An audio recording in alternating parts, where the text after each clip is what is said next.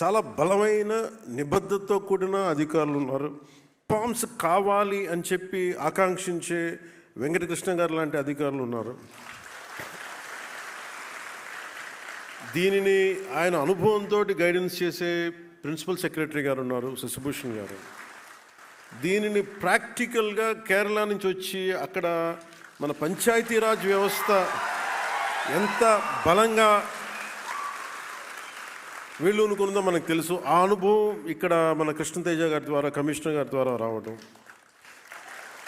So నేను జనరల్గా ఏం చెప్తారంటే, నేను వచ్చినప్పుడు గతంలో ఎలా ఉండేదని అడిగాను, చాలా రివ్యూస్ చేశాను.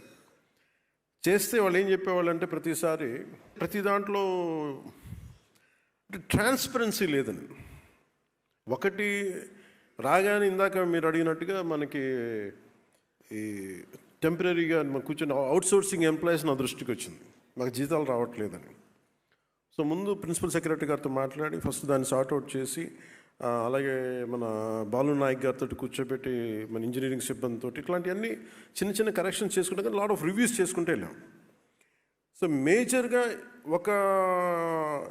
అంటే మా ఉద్దేశం, దీని ముఖ్య ఉద్దేశం ఏంటి అంటే,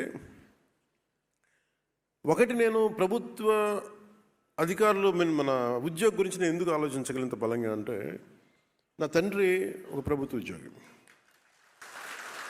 అంటే నా కృతజ్ఞత ఏముంటుందంటే, మేము చదువుకున్నా, మేము పెరిగినా నా తండ్రి ఆదాయం మీద మేము పెరిగాం. సో మాకు ఒక పే బ్యాక్ లాగా ఉంటుంది తిరిగి ఇవ్వడం.